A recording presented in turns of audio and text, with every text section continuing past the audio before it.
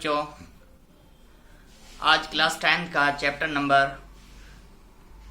3 चल रहा है, जिसमें से कुछ क्वेश्चन कर लिए थे। जैसे 3.1 में से क्वेश्चन नंबर फर्स्ट पूरा कंप्लीट कर लिया था। आज क्वेश्चन नंबर सेकंड पढ़ेंगे। तो बच्चों ध्यान दें, ये कह रहा है कि क्वेश्चन नंबर सेकंड में है एक द्विघात बहुपद ज्ञात करो। एक द्विघात बहुपद ज्ञात करो जिसके शून्यकों का योगफल और गुणनफल दी गई संख्या है। शून्यकों का योगफल और गुणनफल दी गई है संख्या। तो योगफल निकालना दिया गया है और गुणनफल भी दिया गया है, और आपको ज्ञात क्या करना है? द्विघात बहुपद ज्ञात करना है। द्विघात बहुपद क्या होता है? ax² प्लस में bx प्लस में c बराबर 0। ये आपको ज्ञात करना है। जैसे अपन लिख देते हैं, इसमें a b c क्वेश्चन के अंदर दिया गया है और x का मल्टीप्लाई में मतलब गुणा अंक में आपको लिखना है। द्विघात समीकरण ऐसी बनानी है, आपको बनानी है। तो इसमें से आपके पास दिया गया है, क्या दिया गया है? शून्यकों का योगफल दिया गया है और शून्यकों का गुणनफल दिया गया है। तो पहला ही क्वेश्चन है, देखें बच्चों। क्वेश्चन पहला क्या है? -3,2 -3,2 है। तो इसमें से देखो, ये कह रहा है शून्यकों का योगफल और शून्यकों का गुणनफल। देखो, पहली जो संख्या होती है शून्यकों का योगफल होता है, दूसरी जो संख्या होती है वो शून्यकों का गुणनफल होगा। पहली संख्या क्या होगा? पहली संख्या क्या होगी? शून्यकों का योगफल। दूसरी संख्या क्या होगी? शून्यकों का गुणनफल होगा। तो शून्यकों का योगफल और गुणनफल के लिए आपको फॉर्मूला लिखाया हुआ है, अल्फा प्लस में बीटा बराबर माइनस का b बटा a। ये तो क्या है? शून्यकों का योगफल। फिर अल्फा गुणा बीटा बराबर क्या होता है? c बटा a। ये क्या होता है? शून्यकों का गुणनफल। ये इसी कंडीशन से ये कह रहा है शून्यकों का योगफल जो दिया गया पहली संख्या है। देखो, हल लिखो, शून्यकों का योगफल अल्फा प्लस बीटा बराबर माइनस b बटा a। ये क्या है? शून्यकों का योगफल।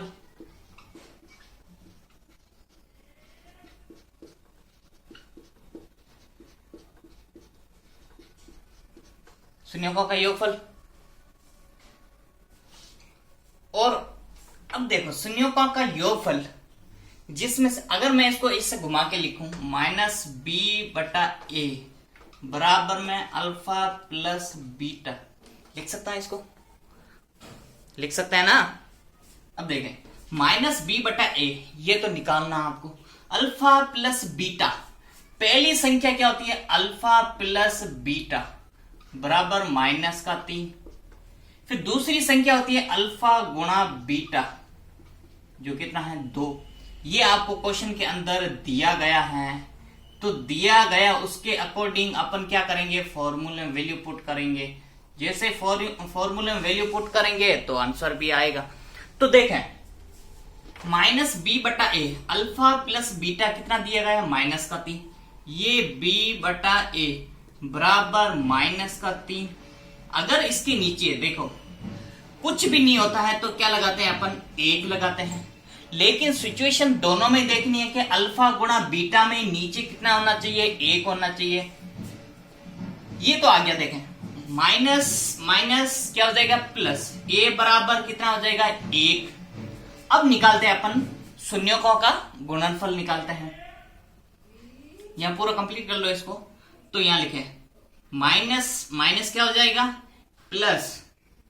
तो b बराबर कितना आ जाएगा? 3 आ जाएगा।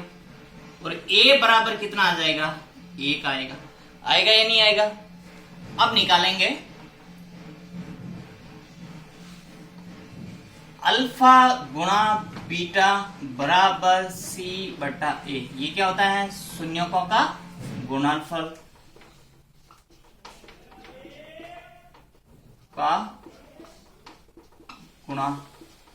गुणनफल लिखो।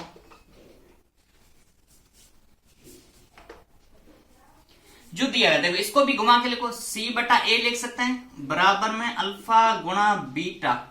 अल्फा गुणा बीटा दिया गया है, कितना है? 2 ये 2, इसके नीचे कुछ भी नहीं है तो क्या लगाएंगे अपन, 1 लगाएंगे। क्या लगाएंगे, 1 लगाएंगे।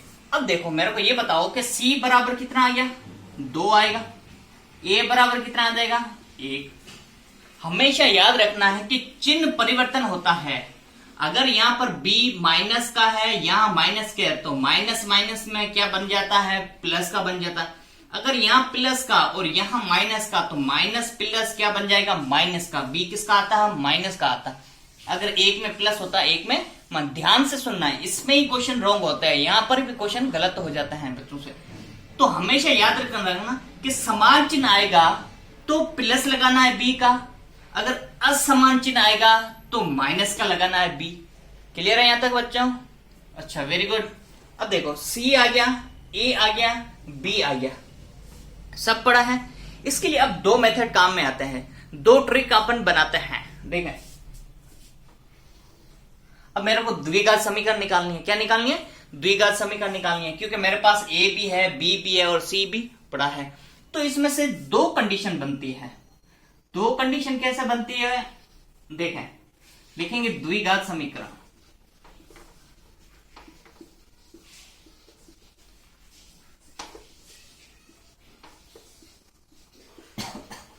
द्विघात समीकरण ज्ञात करनी है।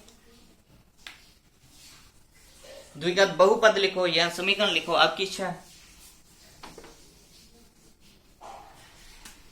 बहुपद लिख लो, द्विघात बहुपद ज्ञात करो, यह कह रहा है।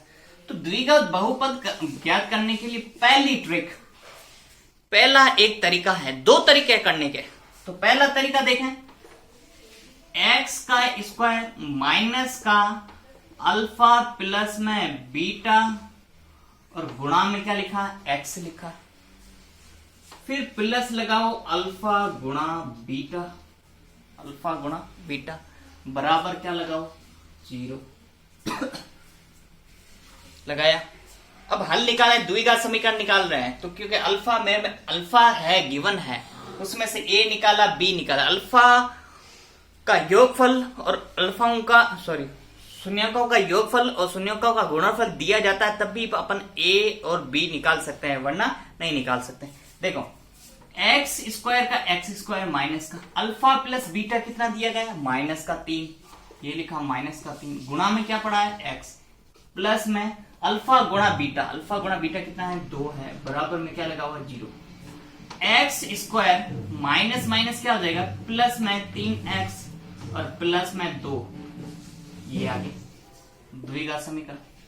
देखो, पहला संख्या, जो पहली संख्या होती है उसकी घात कितनी, 2, तो वो हो जाती है, क्या हो जाती है, द्विघात समीकरण।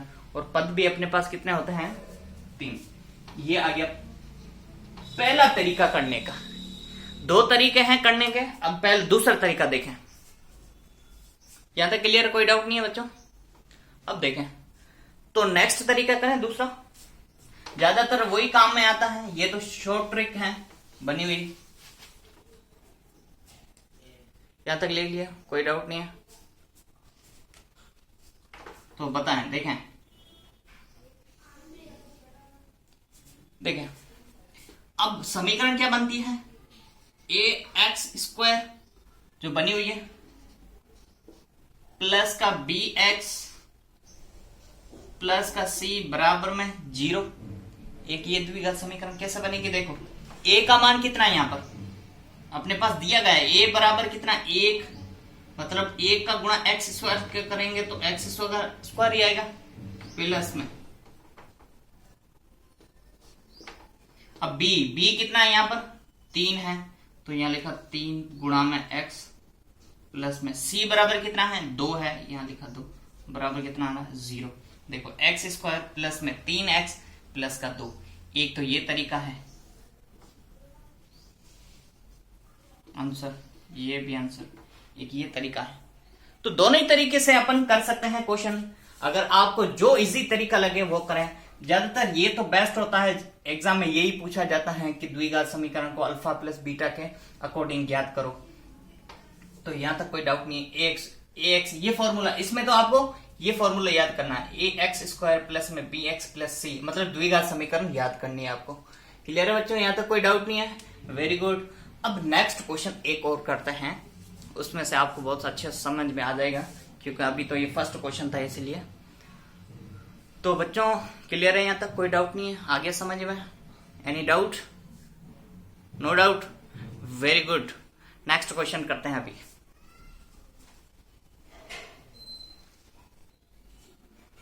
तो देखें बच्चों, क्वेश्चन नंबर दूसरे का दूसरा है √2 और 1/3 मीन अल्फाओं का योगफल दिया गया है। पहला क्या है, अल्फाओं का योगफल क्या है? अल्फाओं का योगफल √2 और अल्फाओं का गुणनफल कितना है? 1/3।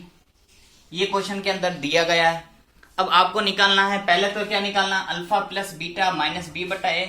ये होता है अपने पास क्या होता है, शून्यकों का योगफल। और दूसरा निकालते हैं तो अल्फा गुणा बीटा, क्या होता है, अल्फा गुणा बीटा, शून्यकों का गुणनफल होता है। तो इसके अकॉर्डिंग पहले तो अपन निकालते हैं क्या, अल्फा प्लस बीटा निकालते हैं। देखो अल्फा प्लस बीटा, इसको घुमा के रखें माइनस b/a, इसको घुमा के रखें अल्फा प्लस में बीटा माइनस b/a बराबर में अल्फा प्लस बीटा कितना, √2। अब ये कह रहा है इसके नीचे तो कुछ नहीं है, क्या है, क्या कुछ दिख रहा है? कुछ नहीं है, तो अपन क्या लगाते हैं, 1 लगाते हैं। जबकि 1 क्यों लगाते हैं, किस लिए लगाते हैं, दोनों की संख्या समान होनी चाहिए। अब लिखेंगे अल्फा गुणा में बीटा बराबर में c/a। ये क्या होता है, शून्यकों का गुणनफल।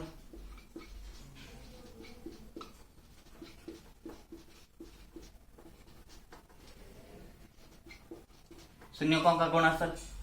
अगर इसकी अकॉर्डिंग c/a को इधर लिखें c/a बराबर में अल्फा गुणा बीटा कितना, 1/3। इसमें तो a बराबर 3 आ रहा है, अगर इसमें 1 लगाऊं तो बराबर नहीं आएगा, तो दोनों को क्या करना पड़ेगा, बराबर करना पड़ेगा। अब दोनों को ही बराबर करें, इसके नीचे 1 लगा हुआ है, फॉर एग्जांपल लगा दें अभी अपन। अब कह रहा है मेरे को 3 लेकर आना, नीचे a का मान यहां पर भी 3 लेकर आना है। तो कैसे लेकर आते हैं, जब भी लेकर आते हैं तो ऊपर नीचे समान संख्या से गुणा करते हैं।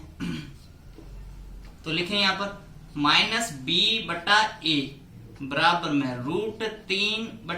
√2।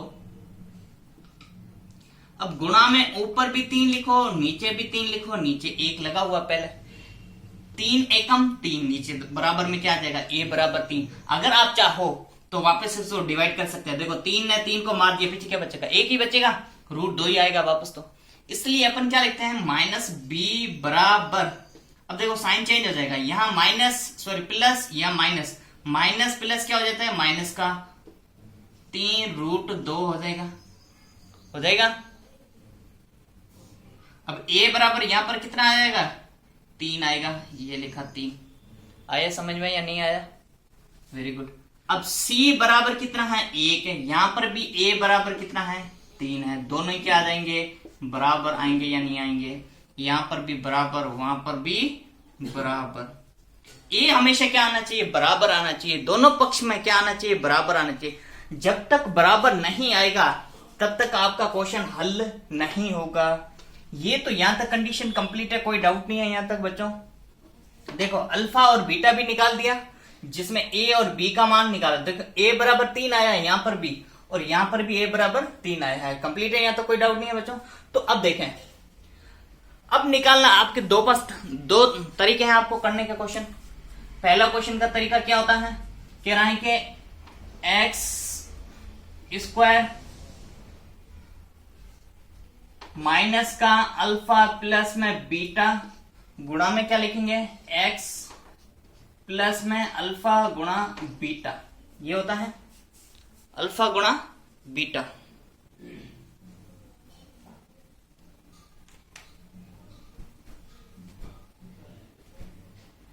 रहेगा अल्फा गुणा बीटा, x² जो है वही लिखो, माइनस का अल्फा प्लस बीटा कितना है, √2 गुणा में क्या है, x प्लस में अल्फा गुणा बीटा कितना है, 1/3 है। ये बराबर में क्या लगाओ, 0, यहां बराबर में क्या लगाएंगे, 0।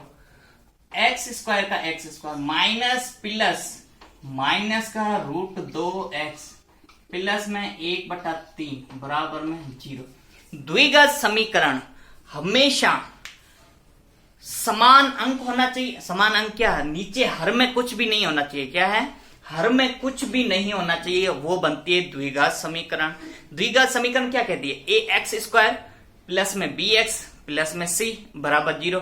तो हर में तो कुछ भी नहीं रहता है, इसलिए इसका हर कितना है? 3 है। अब 3 को हटाना है तो सबको 3 से गुणा कर लो। क्या करो? सबको 3 से गुणा कर लो। 3 से गुणा करने पर